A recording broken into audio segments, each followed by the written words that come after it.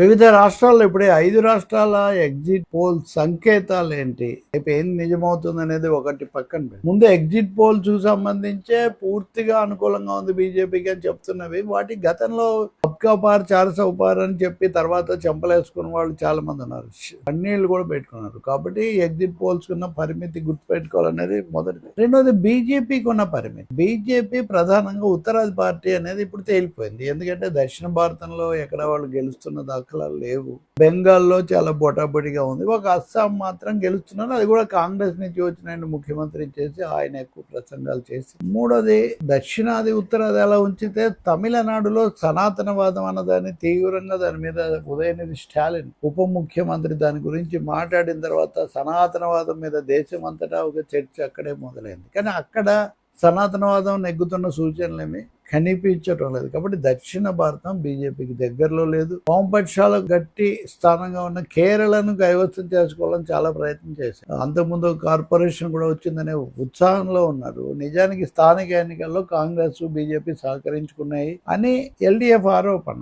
ఇప్పుడు చూస్తే నిజంగానే బీజేపీకి ఏమీ రావట్లేదు. కాబట్టి బీజేపీ ఎల్డీఎఫ్ ఓటమిని ఎక్కువగా కోరుకుంది. కాంగ్రెస్ సరే ఎల్డీఎఫ్ ఓడిపోతాం రావాలని రాహుల్ గాంధీ, ప్రియాంక గాంధీ ఇక్కడి నుంచే గెలవటం ఏమన్నా తెలుసు. వాళ్ళ ఫోకస్ ఎల్డీఎఫ్ మీద. అంటే బీజేపీ దక్షిణ భారతంలో రాలేదు. బెంగాల్లో కూడా తమ్ము రాలేమని మమతా బెనర్జీని ఇంతకుముందు గెలవడానికి దోహదపడ్డారు. ఇప్పుడు తామే వస్తామని టముకేస్తున్నారు. కానీ అదే సమయంలో అసలు ఈ దౌర్జన్యాలు, ఓట్ల తొలగింపు ఇవన్నీ తీవ్ర నిరసనకు దారితీసాయి. దీనికోసం మతపరమైన విభజన పెంచారు. కాబట్టి బీజేపీ పరిస్థితి 5 రాష్ట్రాల ఎన్నికల్లో వాళ్ళకి ఏమీ ప్రోత్సాహకరంగా ఉండదు. అస్సాం రావటం అనేది ఒకటి ఉన్నది. దానికి కారణాలు వాళ్ళకే తెలుసు. అంతటా అమలు చేసిన సార్ వాళ్ళు అక్కడ అమలు చేయలే. తమిళనాడు నేను ఇప్పుడే చెప్పాను, తమిళనాడులో కూడా వాళ్ళది ఏం పని చేయలేదు. రజనీకాంత్ దగ్గర నుంచి టీవీకి విజయ్ వరకు అందరి మీద వాళ్ళు వలేస్తూ వచ్చారు. ఎవరు వాళ్ళతో పడలేదు. వాళ్ళతో వెళ్ళడానికి ఎవరు సిద్ధపడాలి. అన్నాడీఎంకే ఒకటి తప్ప. అది కూడా 23 స్థానాలు ఇచ్చి ఒక మైనర్ పార్టీగా పోటీ చేయించి ఎంత చెప్పినా డిఎంకే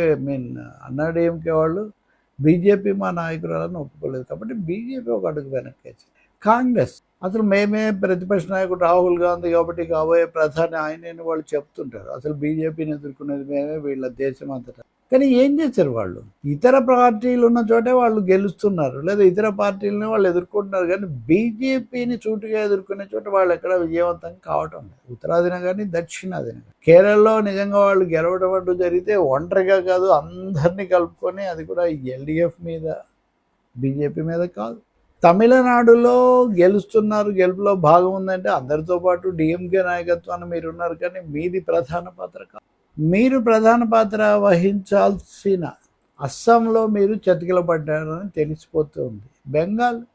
బెంగాల్లో Trinamool Congress BJP match fixing చేసుకున్నాయి. కాబట్టి వాళ్ళని దెబ్బతీయాలి, మనం కలిసి ఏదో చేద్దాము అని అన్న ప్రతిపాదన కూడా వాళ్ళు ఒప్పుకోవడం లేదు. అంటే బీజేపీని ఓడించడమే మా ప్రధాన లక్ష్యం, దానికోసం మేము పట్టు విడుపులు వాస్తవికత ప్రదర్శిస్తామన్న మాటే పెట్టుకోలేదు.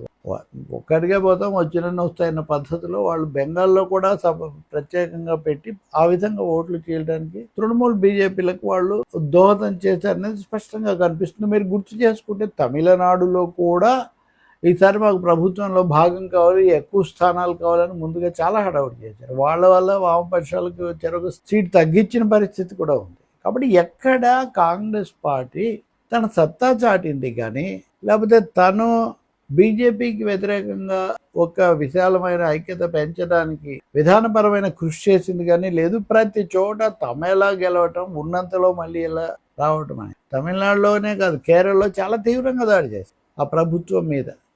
జాతీయ స్థాయిలో ఇండియాతో కలిసి పనిచేస్తున్నారన్న స్పృహ కూడా వాళ్ళకి రాకుండా పోయింది. మరి బీజేపీ ఏమో పరిమితులు దాటలేకపోయింది.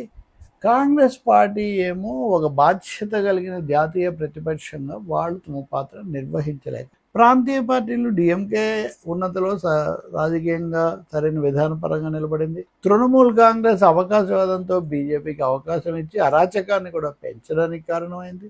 ఎల్డీఎఫ్ తనకున్న శక్తితో దేశంలో సమాఖ్యవాదం కోసం పోరాడి, రాష్ట్రంలో సమస్యల కోసం కూడా పోరాడి తనకు స్థానం సంపాదించింది. ఇప్పుడు మూడోసారి గెలవలేకపోయినా ఒకవేళ ఎగ్జిట్ పోల్స్ ప్రకారమే దాదాపు 60-70 స్థానాలు, 60-65 దాకా వాటికి వస్తాయని చెప్తున్నారు. అదే జరిగితే దాదాపు గెలిచాడు. అంత బోటాబడిగా కాంగ్రెస్ గెలిస్తే ప్రభుత్వం ఎన్నాళ్ళు నిలబడుతుంది అన్నది కూడా ప్రశ్నే.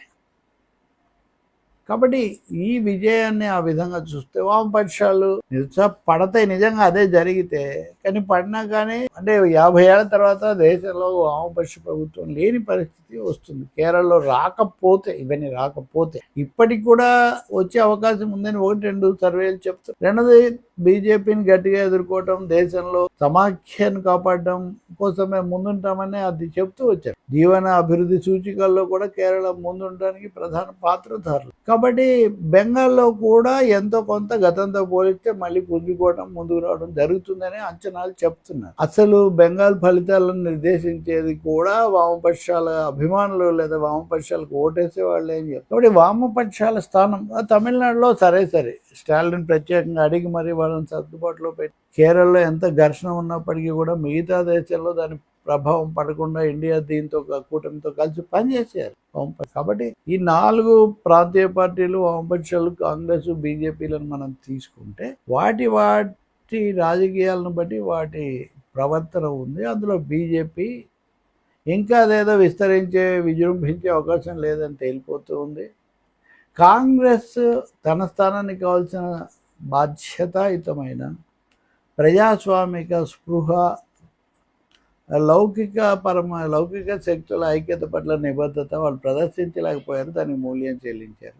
ప్రాంతీయ పార్టీల్లో కొన్ని ఏమో అవకాశవాదంగా ఉన్నాయి, కొన్ని ఏమో కనీసం ప్రజాస్వామ్య లౌకిక సూత్రాలకు, సమాఖ్యతత్వానికి కట్టుబడి ఉండాలని చెప్పాయి. సో ఇవన్నీ చివరకు అమ్మాటికి వస్తే దళపతి విజయ్ కూడా బీజేపీ ఎంత ప్రయత్నించినా దాంతో చేతులు కలపడానికి సిద్ధపడలేదు. కమల్ హాసన్ లాంటి ఆయన కూడా ఎన్నికల్లో పోటీ చేయకుండా ఈ కూటమికి మద్దతు ఇచ్చారు. ఇలా జరిగింది. కాబట్టి అక్కడ మహిళా రిజర్వేషన్ల పేరుతో తెచ్చిన డీలిమిటేషన్ బిల్లు ఓటమితో పాటు ఈ ఎన్నికల్లో కూడా బీజేపీకి గట్టి పోటీ ఇవ్వటం అనేది అయితే జరిగింది. స్వయంగా ప్రధాని హోంమంత్రి కాలికి బల్పం కట్టుకొని తిరిగినా చాలా చోట్ల వాళ్ళు ఆశించినది జరగడం లేదని ఎగ్జిట్ చెప్తున్నాయి. ఇంకా అవి ఎంతవరకు నిజమవుతాయి, ఎంతవరకు కావు అన్నది రేపు మనం ఫలితాలు వచ్చాక మళ్ళీ మాట్లాడుకుందాం.